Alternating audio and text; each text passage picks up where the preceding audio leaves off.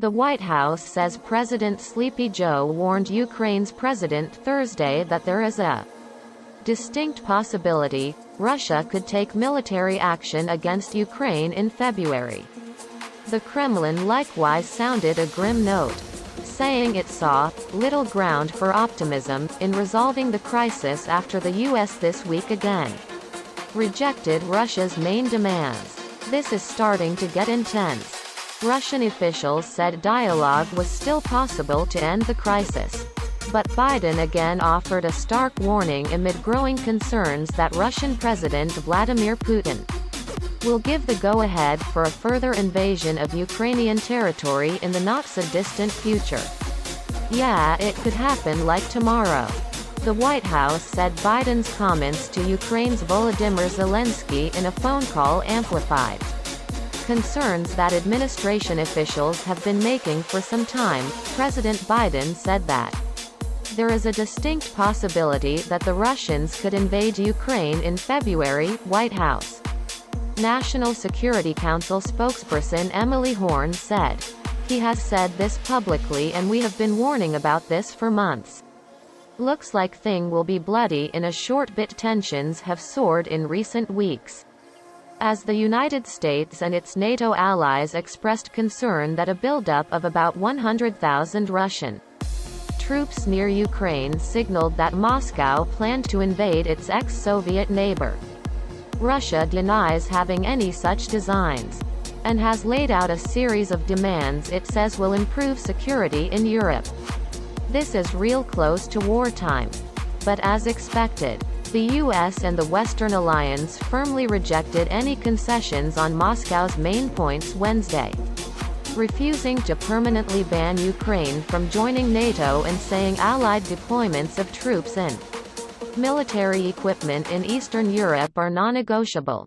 The U.S. did outline areas in which some of Russia's concerns might be addressed, possibly offering a path to de-escalation.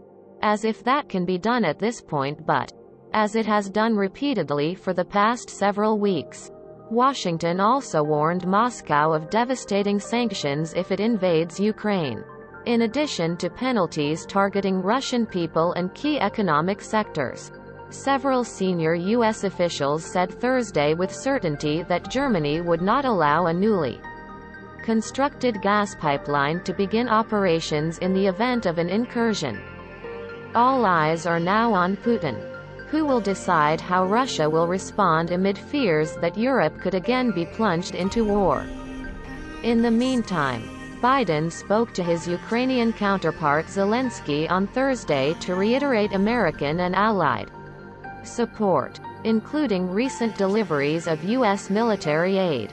Biden warned Zelensky that the U.S. believed there was a high degree of likelihood that Russia could invade when the ground freezes and Russian forces could attack Ukrainian territory from north of Kiev. According to two people familiar with the conversation who were not authorized to comment publicly, military experts have said Russia may be waiting for optimal ground conditions to move heavy equipment into Kiev as part of any invasion. 8 years ago, Russia invaded Ukraine's Crimean Peninsula in late February. Zelensky tweeted that he and Biden also discussed the possibility of additional financial support for Ukraine.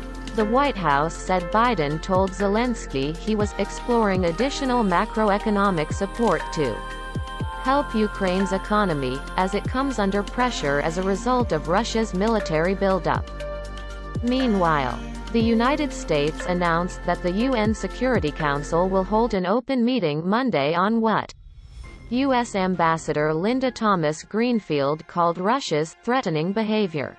She said the deployment of more than 100,000 troops along Ukraine's border and other destabilizing acts pose a clear threat to international peace and security and the UN Charter. Kremlin spokesman Dmitry Peskov told reporters earlier that the response from the U.S. and a similar one from NATO left little ground for optimism. But he added that there always are prospects for continuing a dialogue. It's in the interests of both us and the Americans White House Press Secretary Jen Psaki was circumspect when asked whether the Biden administration saw a sliver of hope in that the Russians said they would keep communications open even as they said that they lacked optimism. "We don't know if the Russians are playing games on diplomacy. We hope not," Psaki said. Foreign Minister Sergei Lavrov said the U.S. response contained some elements that could lead to the start of a serious talk on secondary issues, but emphasized that the document contains no positive response on the main issue. Those are Moscow's demands that NATO not expand and that the alliance refrain from deploying weapons that might threaten Russia. Lavrov said top officials will submit proposals to Putin. Peskov said the Russian reaction would come soon. The evasive official comments reflect the fact that it is Putin who will single-handedly determine Russia's next moves. He has warned of unspecified, military technical measures, if the West refuses to heed the demands. Peskov added that Putin and Biden will decide whether they need to have another conversation. Following two calls last month, Ukraine's Foreign Minister Dmytro Kuleba said Kiev had seen the U.S. response before it was delivered to Russia and had no objections. He tweeted it was important that the U.S. remains in close contact with Ukraine before and after all contacts with Russia. On a visit to Denmark, Kuleba emphasized his country's need to strengthen its defenses. "This crisis is a moment of truth. And this is why we speak about weapons," he said. "This is why we speak about economic sanctions. This is why we speak about the consolidated position of all of us so that President Putin sees that there are no weak links in our defensive chain." Germany's Foreign Minister Annalena Baerbock said during a parliamentary debate on Ukraine that her government is closely coordinating its policy with allies, considering a range of options that could include the new Nord Stream 2 Russian gas pipeline to Germany. While the diplomacy sputters on so too do maneuvers that have escalated tensions.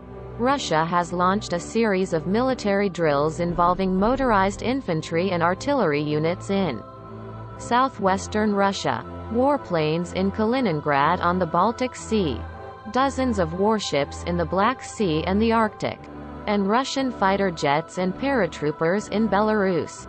NATO said it was bolstering its deterrence in the Baltic Sea region. And the U.S. ordered 8,500 troops on higher alert for potential deployment to Europe. As war fears mounted, thousands of Ukrainians expressed their resolve to stand up to the Russian pressure under the hashtag Ukrainians will resist on Twitter and Facebook. "No one will force Ukrainians to accept the Kremlin ultimatum," wrote Andriy Levuz, who initiated the campaign. Ukraine's Interior Ministry has organized training on acting in emergency situations, with an emphasis on dealing with explosives. Beyond concerns about a possible Russian offensive in Ukraine, there also has been speculation that Moscow's response could include military deployments to the Western Hemisphere. While a senior Russian diplomat recently refused to rule out such deployments to Cuba and Venezuela, a top Putin associate expressed skepticism Thursday at that prospect. Cuba and Venezuela are aiming to come out of isolation and restore normal relations with the U.S. to a certain extent. So there can't be any talk about setting up a base there as happened during the Soviet times. Dmitry Medvedev, a deputy head of Russia's Security Council, told Russian media, while he charged that the West is using Ukraine as a way to contain Russia, he somberly acknowledged that a Russia-NATO conflict would be the most dramatic and simply catastrophic scenario. And I hope it will never happen. Fighting between Ukrainian forces and Russia-backed rebels has killed over 14,000 people, and efforts to reach a settlement have stalled.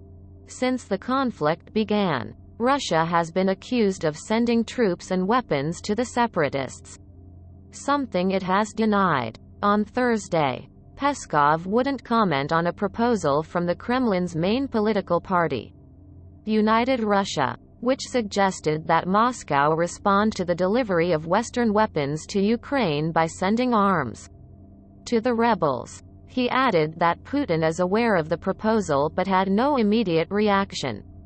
Well, that's it for Maybe I'm Rambling. Stay tuned, this will get spicy.